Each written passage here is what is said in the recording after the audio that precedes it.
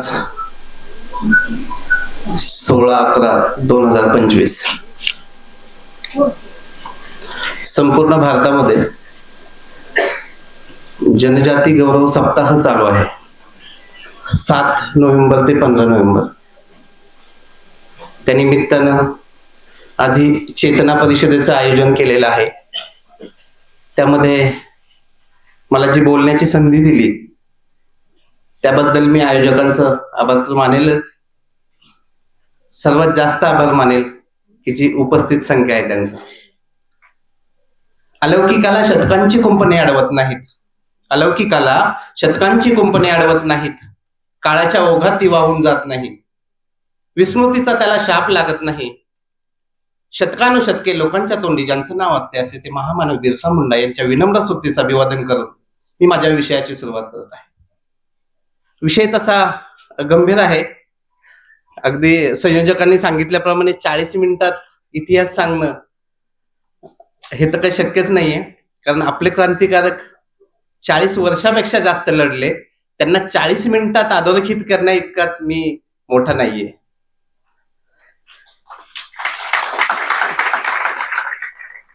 जेव्हा स्वातंत्र्याचा सूर्य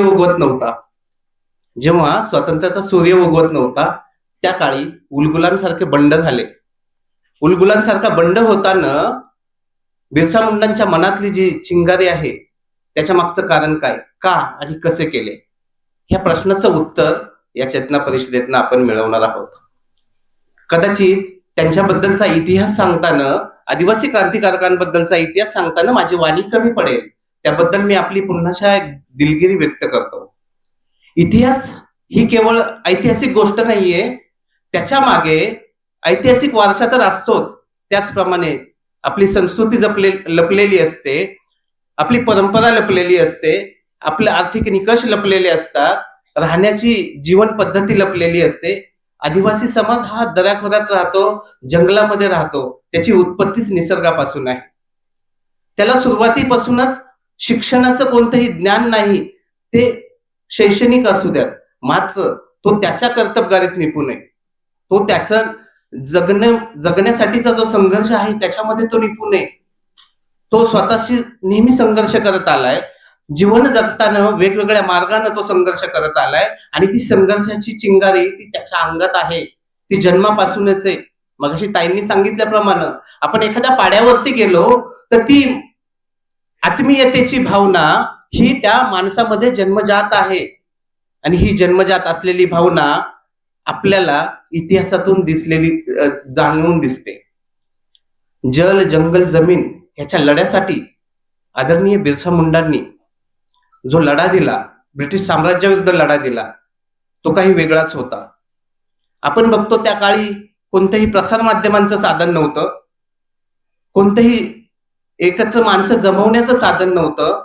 असं असताना देखील ब्रिटिश सत्तेविरुद्ध एकट्यानं वयाची 25 वर्ष फक्त जीवनमान असताना ब्रिटिश सत्तेविरुद्ध लढा दिला, ही गोष्ट खूप वेगळी आहे.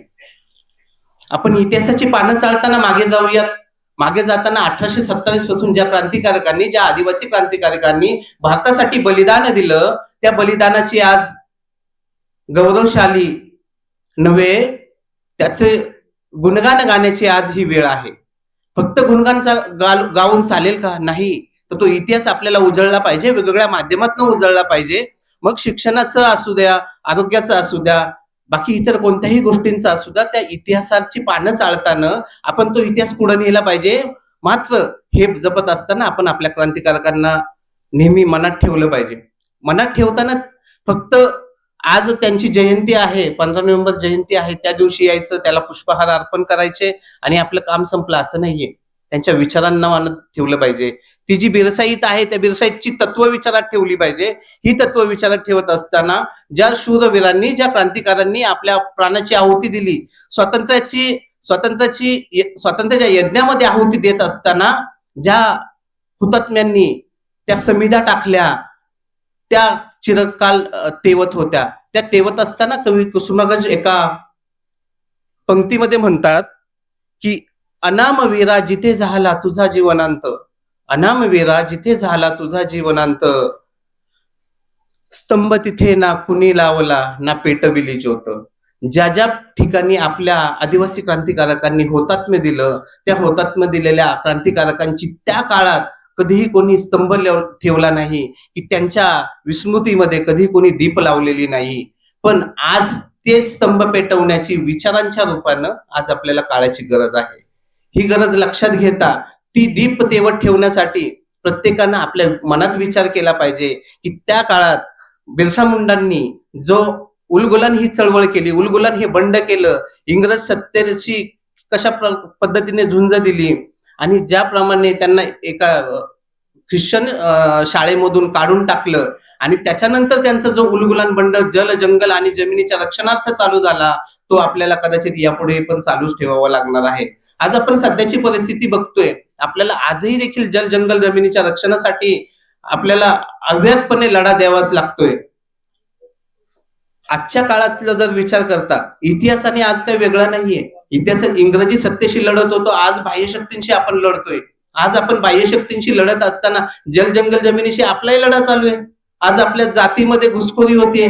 आज आपल्या जी जंगलं आहेत त्या जंगलांवरती ताबा मारलेला आहे. 1881चा वन हक्क काय फॉरेस्ट ऍक्ट जो आहे त्याच्याप्रमाणे आपले किती अधिकार आलेले आहेत. आज येणारा एफआरए ऍक्ट मुळे आपले किती अधिकार आलेले आहेत. या सगळ्याचा ओहोपोह करण्याची आज गरज आहे. त्या काळात बिरसा मुंडा त्या सत्तेसोबत लढत होते आणि आज आपल्याला या सत्तेसोबत लढायचे. आपले जे जंगलांचे हक्क आहेत ते आपल्याला अबाधित ठेवायचे, आपले जमिनीचे हक्क आहेत ते आपल्याला अबाधित ठेवायचे. Maharashtra land revenue code, Maharashtra जमीन महसूल संहिता 1966 त्याच्यात कलम 36 आपण जर विचार केला तर आज त्या कलमानुसार 2011 साली जो शासन निर्णय झाला त्याच्याप्रमाणे आदिवासींच्या जमिनी ह्या बिगर आदिवासींना हस्तांतरित केल्या जातात काही टर्म्स अँड कंडिशन खाली. हे याच्या आधी नव्हतं. 2011 साली जो शासन निर्णय झाला त्याच्यानुसार ह्या गोष्टी आल्या. म्हणजे आपण विचार करतोय की कुठेतरी शासनानं आपल्याला दिलेल्या ज्या काही सवलती असतील, ज्या काही प्रोटेक्शनचे अधिकार असतील, हे सगळे हिरावून घेतले जातात. म्हणजे त्या काळी जमीनदार आणि व्यापारी हे आपल्याकडून काहीतरी मोबदल्याच्या तुटपुंजा मोबदला देऊन आपल्या जमिनी सावकार घेत होते. मात्र आजच्या काळात वेगळंच झालंय. शासन स्तरावरती कागद रंगवली जातात, कागद रंगवून आपल्याला त्या जमिनी हस्तांतरित केल्या जातात. हे कुठेतरी थांबलं पाहिजे आणि याला आपणही जबाबदार आहोत हे प्रकर्षानं बघावं लागेल. आपल्यात ती हिंमत नाहीये बिरसा मुंडांसारखी की आपण कोणत्याही शासकीय अधिकाऱ्याला, शासकीय कर्मचाऱ्याला, कोणत्याही नेत्याला आपण जाब विचारण्याची पद्धत नाहीये आपल्याकडे. आपण इतिहासाची पुनरावृत्ती का करतोय तर आपल्याला कायद्यानं संरक्षण दिलेले, भारतीय राज्यघटनेच्या कलम 25 नुसार धार्मिक स्वातंत्र्य दिलेले असताना आपण महाराष्ट्र नागरी सेवा वर्तणूक अधिनियम 1979 कलम 3 प्रमाणे कोणत्याही शासकीय कर्मचाऱ्याला जाब विचारत नाहीये. आपण कधीही बघत नाही, त्याला जाब विचारला पाहिजे, त्याला विचारलं पाहिजे. दप्तर दिरंगा ऍक्ट नुसार एखादं कागदपत्र जर त्यांनी 7 दिवसात दिलं नाहीये, प्रत्येक शासकीय कार्यालयात जाताना आपण बघतो की तिथं महाराष्ट्र शासनाच्या बाहेर नागरिकांची सनद लिहिलेली असते. कधी आपण वाचत नाही, कधी त्या अधिकाऱ्याला, कधी त्या कर्मचाऱ्याला विचारत नाही, बाबा तू 7 दिवसात मला एखादा दाखला देणार होता, तो का दिला नाहीये. त्याच्यासाठीचे कायदे आपण अभ्यासत नाहीये. आपण का गुलामीत जगतोय, का पारतंत्र्यात जगतोय. आपल्याला एवढी कायद्यानं सोयी सुविधा दिलेल्या आहेत, आपण कधी बघणार. एखादी आपली 4 पोरं शिकली, मगाशी ताई वारंवार म्हणत होत्या की भिल्ल समाजामध्ये असे, ताई महाराष्ट्रामध्ये 47 जमाती, 2 जमाती नामशेष झाल्यात, 45 जमाती आज आदिवासींमध्ये अस्तित्वात आहेत. प्रत्येक जमातीची हीच पद्धत आहे. 4-2 पोरं शिकलेली, तीच पुढे गेलेली, ती पुढे बघत नाहीये. आपल्याला सगळ्यांना एकमेकांच्या हातात हात घालून पुढे जावं लागणार आहे. तेव्हा कुठेतरी आपला समाज एका प्रवाहामध्ये येईल आणि हा प्रवाहात येण्यासाठी आपल्याला इतिहासाची पुनरावृत्ती करावी लागणार नाही. आज आपल्याकडे जी मुलं शिकतायत त्यांना आपण बळ दिलं पाहिजे, ते कायद्याचं बळ दिलं पाहिजे. आज विदर्भ देवगिरी कल्याण आश्रमाच्या माध्यमातून खूप छान जनजाती परिषदेचं आयोजन केलेलं आहे. 40 मिनिटं अतिशय कमी पडतात. जेव्हा आपण कायद्यांची शृंखला बघतो तर कायद्यांच्या शृंखलेमध्ये आपल्याला असंख्य असे अधिकार दिलेले आहेत. आदिवासी म्हणून तर खूप अधिकार दिलेत. जेव्हा आपण कायद्यांचा विचार करतो तर कोणताही कर्मचारी असेल, कोणताही अधिकारी असेल, त्यांना आपल्याला जे प्राप्त आहे. आपण कधीतरी एखाद्या पोलीस ठाण्यात जाऊन विचारा, बाबा तुला माहिती आहे का महाराष्ट्र नागरिक सेवा वर्तणूक अधिनियम काय आहे तो? ती जी व्यवस्था आहे ती आपल्यासाठी आहे. इथं पोलीस स्टेशनला गेले की तुम्हाला उपप्रश्न विचारले जातात. हे उपप्रश्न विचारू नये म्हणून तुम्हाला परिपक्व व्हावं लागेल. तुम्हाला परिपक्व होण्यासाठी तुम्हाला अभ्यास करावा लागेल. आपण पुन्हा त्याच मुळाशी येतो की आपण परिपक्व होण्यासाठी आपल्याला अभ्यासाची गरज आहे आणि आपण इथेच चुकतोय. आपण कुठल्याही गोष्टीचा अभ्यास करत नाही. आपल्याला जी परंपरा सांगत आलेली त्या परंपरेने आपण वागतोय. आपण ही परंपरा धुडकावून दिली पाहिजे. ब्रिटिशांची जी शिक्षण पद्धती आपण बंद केली पाहिजे. आपण आपली पद्धत चालू केली पाहिजे. आपल्याला कळतंय आपण पहिलीच्या वर्गात असेल तर पहिलीचा अभ्यास करतो, दुसरीच्या वर्गात गेलो दुसरीचा करतो. हे कुठेतरी बदललं पाहिजे. आपल्याला आपला बदल घडवायचा असेल तर आपण पहिलीला असताना दुसरीचं पण वाचलं पाहिजे, तिसरीला असताना दुसरीचं वाचून चौथीचं पण वाचलं पाहिजे. हे एक पाऊल पुढे जोपर्यंत आपण पडत नाही तोपर्यंत आपण असंच इतिहासाच्या पानांमध्ये मागे राहत जाणार आहे. आपल्याला विचार करावा लागेल. जनजातींचा गौरवशाली वारसा सांगताना, जल जंगल जमिनीचं रक्षण करताना, ऐतिहासिक दाखले देताना मला पुन्हा सांगावं असं वाटतंय की आपल्याला जर पुढे जायचं असेल तर आपल्याला कायद्यांशिवाय पर्याय नाही, आपल्याला आपल्या श्रेष्ठतेशिवाय पर्याय नाहीये. आपण एक विचार करावा लागेल की आपला इतिहास आहे हा शौर्याचा इतिहास आहे. कोणताही आदिवासी क्रांतिकारक बघा आपल्या जीवाची बाजी मारताना त्यानं कधी स्वतःचा विचार केला नाही, स्वतःच्या कुटुंबाचा विचार केला नाही. तो नेहमी समाजाचा विचार करत राहिला. आज आपण समाजाचा विचार करताना समाजाचा विचार नाही, तो देशाचा विचार आहे. आपण प्रत्येक जणांना विचार करताना हा देशाचा विचार, प्रथम राष्ट्र म्हणून आपण जर विचार केला तर सामाजिक संघटन वाढवताना आपण आपल्या समाजासोबतच देशाला पुढे नेणार आहोत. ही कुठेही जी वस्तुस्थिती आहे ती नाकारता कामा नये. सामाजिक संघटन उभं राहताना हे व्यक्तीपासून सुरू होतं. व्यक्तीच्या मनात आलेला विचार हा देशापर्यंत पोहोचवण्याचं काम हे व्यक्ती संघटना करत असतात. मग आपल्या विचाराच्या खूप काही संघटना असतात आणि याच्यात सगळ्यात महत्वाचा विचार येतो त्या वैचारिक विद्रोह. आपण जे काम करत असताना आपल्याला वैचारिक विद्रोहाला सामोरं जावं लागतं. वैचारिक विद्रोह म्हणजे काय? तुम्ही एखादी सत्य परिस्थिती मांडत असताना ती मांडताना तुम्हाला साहजिकच विरोध होणार आहे आणि तो विरोध पचवण्याचं काम हे तुमच्या मनामध्ये पाहिजे. ते विरोध ज्या दिवशी तुम्ही पचवणार आहे तो नवीन इतिहास घडत असतो. जर त्या काळात बिरसा मुंडांनी विचार केला असता की नाही बाबा मी इंग्रज सत्तेशी मी लढू शकत नाही, इंग्रजी सत्तेला मी त्यांच्याशी विरोध करू शकत नाही, तर आज बिरसा मुंडांचं नाव या ठिकाणी नसतं आणि इतिहासाच्या पानाने ज्या क्रांतिकारकांची दखल घेतली नसती तर ती आज मी तुमच्यासमोर उजळणी करू शकलो नसतो. आज बिरसा मुंडा असतील, राणी दुर्गावती असेल, राघोजी भांगरे असतील, तंट्या मामा असतील, ही सारी नाग्या कातकरी असतील, ही सारी मंडळी कुठे होती? ह्यांच्यात जन्मजात रक्तातच शौर्य आहे. त्याचा विसर कुठेतरी आपल्याला पडता कामा नये. आज आपण फक्त मोबाईल बघतो आणि येणारे मतप्रवाह असतात, त्या मतप्रवाहाला आपण कोणताही न विचार करता पुढे फॉरवर्ड करत राहतो. कधीतरी त्या येणाऱ्या विचारावरती विचार करा आणि आपला विचार मांडायला शिका. आपला विचार मांडताना वैचारिक दृष्टीनेच विचार मांडला पाहिजे. दुसऱ्याच्या विचाराचं खंडन न करता आपण आपला विचार मांडला पाहिजे. आपला विचार ठेवताना आपल्याला 4 पुस्तकांचा रेफरन्स द्यावा लागेल. त्या 4 पुस्तकांमधून आपल्याला ती 4 पुस्तकं वाचावी लागतील, तेव्हा आपण समोरच्याचा विचार करू शकतो. ही प्रगल्भता येण्यासाठी आपल्याला स्वतःला शिकावं लागेल. आपण ह्या गोष्टी शिकत असताना आपली वैचारिक पातळी कुठपर्यंत ठेवायची हे आपण आपला विचार करावा लागेल. कारण आपली वैचारिक पातळी वाढवताना आपल्या डोळ्यासमोर पाहिजेत क्रांतिकारक बिरसा मुंडा, राणी दुर्गावती, राघोजी भांगरे, नाग्या कातकरी. प्रत्येक समाजातली, प्रत्येक जमातीतली, आदिवासी समाजातल्या प्रत्येक जमातीतला एक क्रांतिकारक डोळ्यासमोर आणायचं. त्यानं जंगलासाठी लढा दिलाय, जमिनीसाठी लढा दिलाय, त्यानं पाण्यासाठी लढा दिलाय. तुम्ही बघाल इतिहासाची पाने चालताना आपल्याला या गोष्टी प्रकर्षाने जाणवतात. त्यांनी त्या काळात त्या परिस्थितीला असताना, सामोरं असताना लढा दिलेला आहे. आज आपल्याला आपल्या समोर असणाऱ्या परिस्थितीला सामोरं जाण्यासाठी लढा द्यायचा आहे. आपल्याला प्रगल्भ व्हायचंय ना, आपल्याला कोणी येणार नाहीये, कोणताच व्यक्ती येणार नाही आणि आपल्या हाताला धरून म्हणणार नाही की चल बाबा मी तुला विकासाच्या वाटेवरती आणतो आणि तुझं कल्याण करतो. नाहीये. आपल्याला स्वतःला सक्षम व्हावं लागेल. सक्षम होण्यासाठी पहिल्यांदा अभ्यास करावा लागेल. अभ्यास असेल तो केवळ शिक्षण पद्धतीचं नाही, आपल्याला उद्योग व्यवसायात उतरावं लागेल. उद्योग व्यवसाय करताना वेगवेगळ्या प्रकारचे उद्योग वाढवावे लागतील. केवळ पारंपरिक शेती करून चालणार नाही, पारंपरिक शेतीला उद्योगधंद्यांची जोड द्यावी लागेल. ऐतिहासिक वारसा मी याच्यासाठी म्हणतोय की जेव्हा इंग्रज काळामध्ये एखादी पारंपरिक पद्धतीने शेती केली जायची तर त्याचा कर हे सावकार घ्यायचे आणि सावकार जो कर मिळायचा त्याच्यातला तो भाग पण स्वतःकडे ठेवून बाकीचं त्या ब्रिटिशांना द्यायचे. हे का होत होतं? तर आपण तेवढं कॅपेबल नव्हतो. त्या काळात पण कायदे होते, पण आपले काही फितूर पण होते, आज देखील आहेत. पण आपल्याला त्यांना बाजूला सारण्यासाठी आपल्याकडे कायदे आहेत. कायदे, राज्यघटना एवढी परफेक्ट आहे, पॉवरफुल आहे, त्याचा आपण कधीच वापर करत नाही. तो केला पाहिजे.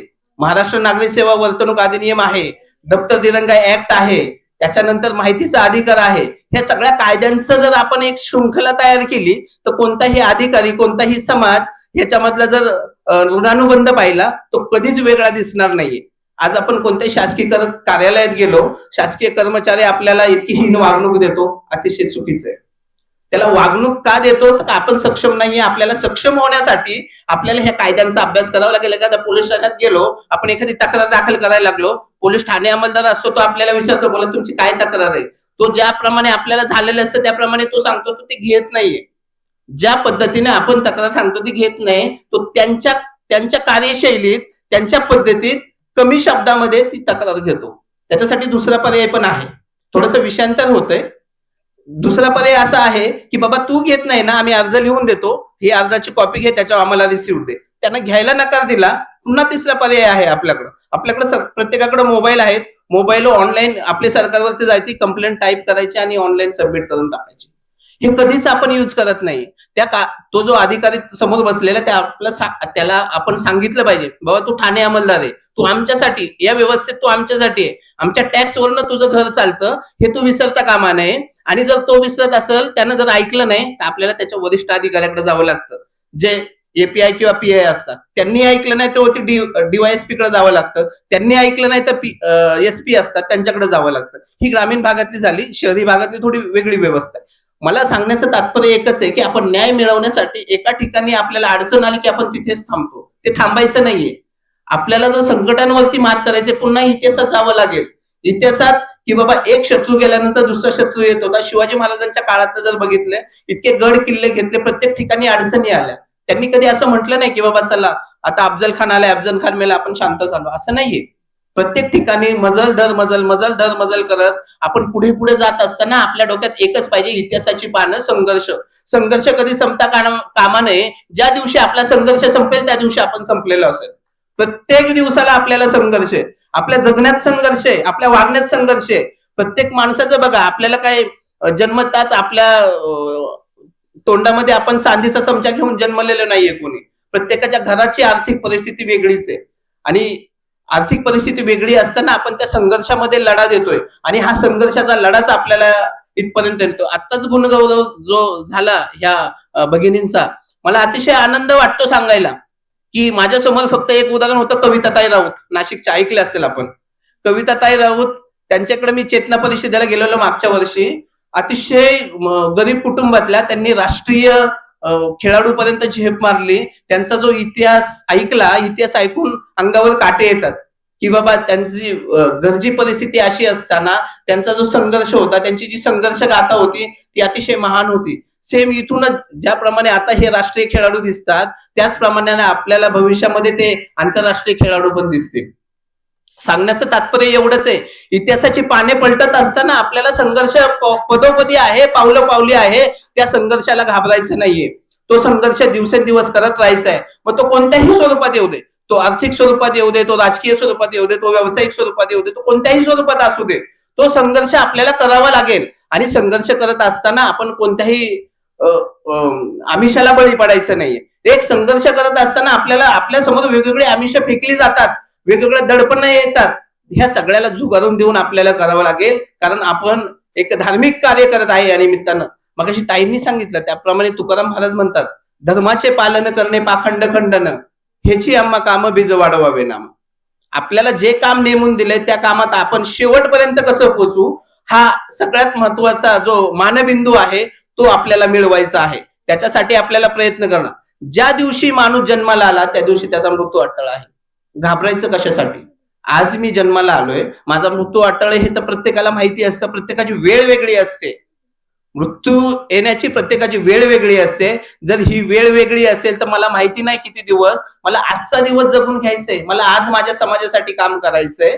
मी आज विचार करतो, मी गेले 5 दिवस सलग 5 कार्यक्रम केले. मला वाटतंय मी ह्या 5 दिवसामध्ये फक्त 7 तास झोपलो असेल. पण मला वाटतं की माझ्या समाजासाठी, माझ्या आदिवासी बांधवांसाठी मला जर कुठे पोचायचं असेल तर मी तिथे पोचणार. मला काय जे काय मिळालेलं ज्ञान आहे ते मी सगळ्यांपर्यंत देणार. अगदी त्याच्यातलं 10% घेतलं तरी मी स्वतःला समाधानी समजेल. मला एवढंच वाटतं की सामाजिक बदल करायचे असतील तर हे स्वतःपासून केले पाहिजेत. मी जर माझ्यात बदल करू शकलो नाही, मी जर प्रत्येक वेळेस कारण देत राहिलो तर मी नेहमी मागे पडत जाणार. मला स्वतःला कारण द्यायची नाहीये. मी जेव्हा स्वतःला सांगेल की बाबा तुलाच करायचंय, तुझ्याशिवाय पर्याय नाहीये, हा जर प्रत्येकानं विचार केला तर आज आपण प्रत्येक जण आहे त्या क्षेत्रात, आहे त्या व्यवसायात, आहे त्या उद्योगधंद्यात आपण सर्वोच्च असू. इतिहासाची पानं चालताना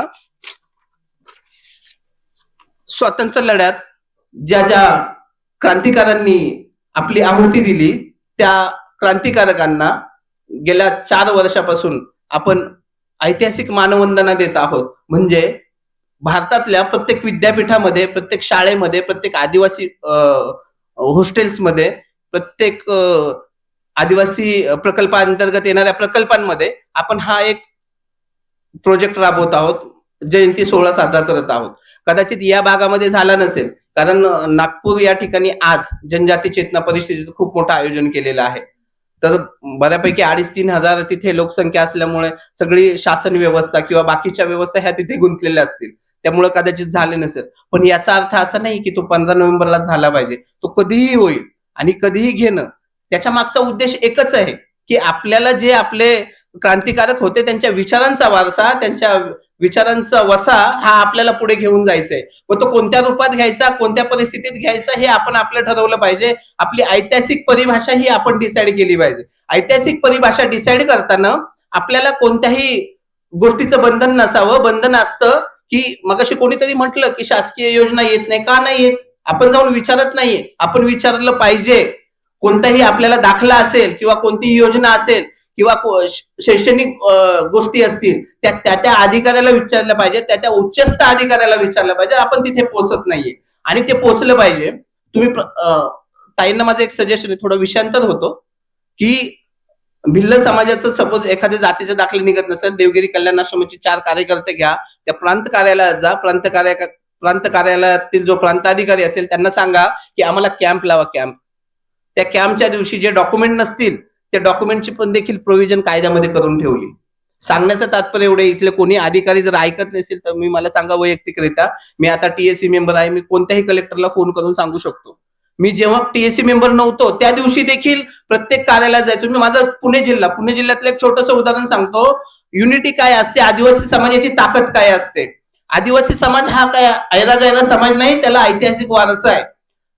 अमोल कोल्हे नाव ऐकलं असेल तुम्ही. अमोल कोल्हे त्यांचं खासदारकीचं पहिलं टर्म होतं. आमच्याकडे 16 आदिवासी गावांना बॅकवॉटरचं पाणी धरण्यासाठी, शेतीसाठी न्यायचं होतं. आमच्याकडे प्रशस्त व्यवस्था होती, आमदार होते, खासदार होते. ते म्हटले की हे शक्य नाही. आम्ही 4 वेळा प्रयत्न केले. आम्ही सगळ्या पक्षाच्या लोकांना, सगळ्या संघटनाच्या लोकांना एकत्र जमवलं. एकत्र जमवून आम्ही सगळे GR काढले. 3 वर्ष अभ्यास करत होतो. माळींचं लँडस्लायडिंग ऐकलं असेल, माळीन गाव याच्यात गेलं, त्याची घरांचं पुनर्वसन झालं, त्याचं उद्घाटन होतं. त्या दिवशी आम्ही 16 प्रोजेक्ट तयार केले, प्रकल्प अहवाल तयार केले पाण्यासाठीचे. ते मंत्र्यांना दिले, XYZ अधिकाऱ्यांना दिले. कोणी ऐकलं नाही. मग आमच्या डोक्यात आलं की आपल्याला आपली युनिटी दाखवण्याची गरज आहे. कोणी शिक्षित नाही, काही नाहीये. सगळी गावाकडची मंडळी घेतली आणि आम्ही त्या तहसीलदारांना पत्र दिलं की येणारी जी निवडणूक आहे खासदारकीची त्याच्यावरती आम्ही बहिष्कार घालणार आणि कोणत्याही नेत्यांना येऊ देणार नाही. आम्ही पेसा इम्प्लिमेंट करायला सुरुवात केली. जे आदिवासी भागात येतात, पेसा क्षेत्रात येतात, अतिशय आपल्याकडे ब्रह्मास्त्र म्हटलं तरी चालेल. आम्ही पेसा ग्रामपंचायतीचे ठराव घेतले आणि आम्ही एकही मत देणार नाही. त्या दिवशी आमदार, खासदार आणि तत्कालीन जे मिनिस्टर्स होते, मला नावं घ्यायची नाहीत कोणाची, ते त्या दिवशी आले, आमच्याशी बोलले आणि आम्ही लेखी मागितलं. पहिला असा दिवस होता आदिवासींच्या इतिहासातला की आम्हाला मंत्र्यांनी, आमदारांनी, खासदारांनी लेखी दिलं, टाइम बाउंड दिलं की निवडणूक संपल्यानंतर 45 दिवसात आम्ही हा विषय मार्गी लावू. तेव्हा जलसंपदा मंत्री शिवतारे होते. आम्ही त्यांच्याकडे गेलो आणि त्यांनी आमचा विषय मार्गी लागला. सांगण्याचं तात्पर्य एकच की आपल्यामध्ये कुवत आहे, आपल्यामध्ये ताकद आहे, आपल्याला कायद्याचा थोडासा अभ्यास असेल तर आपण काहीही करू शकतो. आम्हाला फक्त तेव्हा आठवलं की बिरसा मुंडांकडे 4-2च लोक होती. त्या 4-2 लोकांना घेऊन त्यांनी इतिहास लढवलाय. आज आपल्याकडे सगळे आहेत. आज आपल्याकडे कोण नाही, डॉक्टर आहे, वकील आहे, इंजिनियर आहे, सगळ्या क्षेत्रातली माणसे आहेत. मग आपण इतिहास का नाही घडवू शकत? जनजातींचा गौरवशाली इतिहास सांगताना अभिमान वाटतो की आपण त्या इतिहासाचे साक्षीदार आहोत, आपण त्या इतिहासाचे पायिक आहोत. आपल्याही रक्तात त्यांचं रक्त सळसळतंय. मग ते रक्त का शांत बसू द्यायचं? हे कधीतरी आपल्या मनाला विचारावं लागेल की ते रक्त आपलं थंड झालंय का? नाही ना. मग आपण का शांत बसलोय? आपण ज्या क्षेत्रात असो, आपण आपल्या क्षेत्रात असो, आपण त्या क्षेत्रात उंच भरारी घेतली पाहिजे. का नको घ्यायला? घेतलीच पाहिजे. आणि या निमित्ताने मी एक सांगून जाईल की प्रत्येकानं आपापल्या क्षेत्रात एक मानबिंदू ठरण्याचं, एक उच्च बिंदू ठरण्याचं आणि एक आदर्श ठरण्याचा आजच विचार करा. आणि त्याप्रमाणे आपण कुठे चुकतोय, आपण कोणाला नावं ठेवण्यापेक्षा आपण स्वतःला नावं ठेवली पाहिजे. बाबा मी शर्यतीत पळतोय, मी लोकांना हरवण्यासाठी नाही, मी स्वतःला जिंकण्यासाठी पळायचंय मला. मग मी जर